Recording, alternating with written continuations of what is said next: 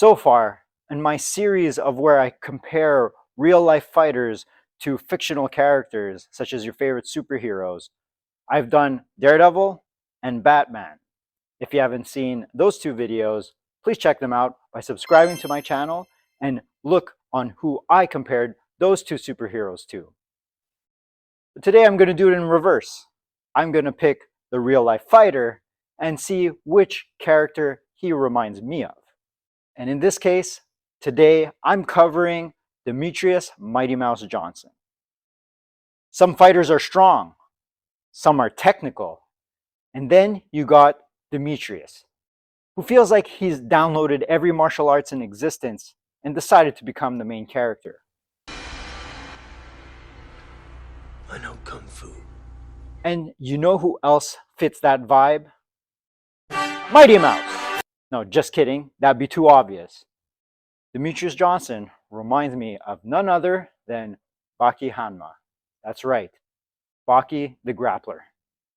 The anime brawler who lives to fight and trains like it's the only thing that matters. Baki doesn't specialize, he masters. Striking, submission fighting, grappling, even pressure points. He does it all. He's always evolving, learning new things. He'll face different opponents and want to mimic their styles or master what they accomplish and add it to his repertoire.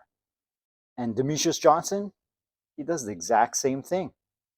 Watch him shift styles mid-fight, going from kickboxing and transitioning to grappling. DJ is seamless when he's linking his moves together. He'll set you up with a strike that leads to a takedown that links to the submission attempt. It's literally like watching a fighting game character come to life. We've seen Baki adapt to his opponents and their styles, and then use it against them, and then adopt it to his own style for future fights. Demetrious Johnson does the exact same thing. He's gone toe-to-toe with specialists in their field, like Muay Thai's Rod Tang, some of Khabib's best grapplers. He'll pick up on other people's styles as well. You've probably seen that famous moment in the UFC when Demetrious Johnson was facing Ray Borg and turned a suplex into an armbar.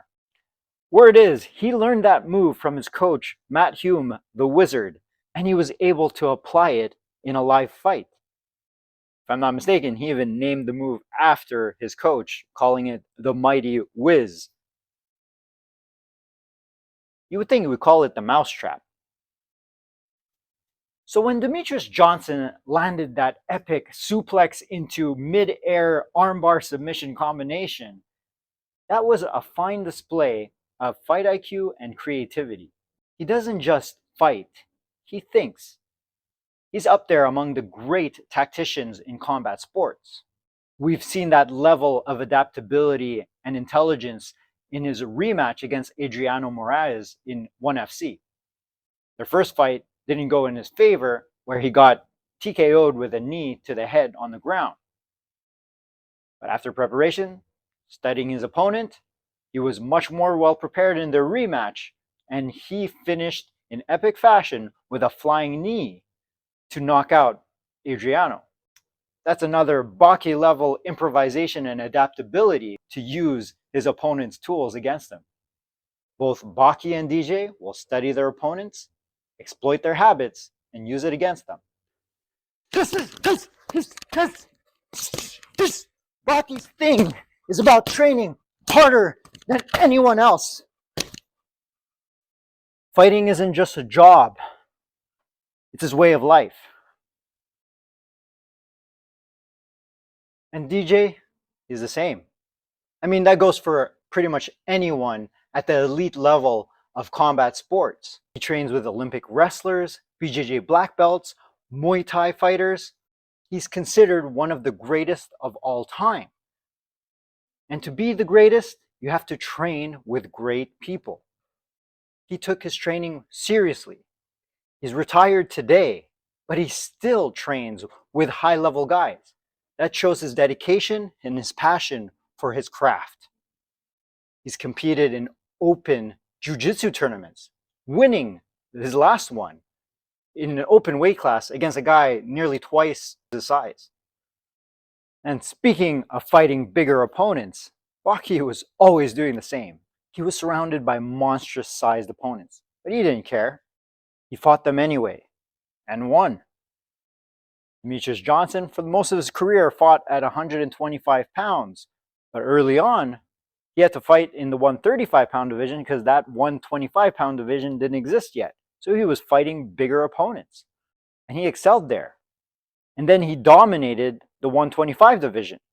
When he went over to 1FC, he went back up to 135, and he pretty much dominated there as well. Both Baki and Demetrious Johnson were built and sculpted for fighting.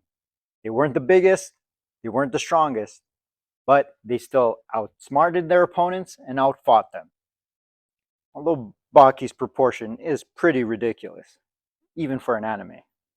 So yeah, if you took Baki out of anime, shrunk him to about 5'3", and then dropped him in an MMA cage, you'd probably get Demetrious Mighty Mouse Johnson. Not just a great fighter, but a walking fighting encyclopedia who wears fight shorts. So, I hope you enjoyed this video of my comparison of Demetrious Mighty Mouse Johnson and Baki Hanma. Please don't forget, hit subscribe, hit that notification bell, as I will have a follow-up video inspired heavily by Demetrious Johnson's tactics. I will show you a little tutorial on how you can be seamless with your strikes and transition into grappling. And if you have any ideas, any suggestions of characters or combat sports athletes you'd like me to cover and prepare, please leave their name in the comments. Thanks for watching, and I'll see you next time.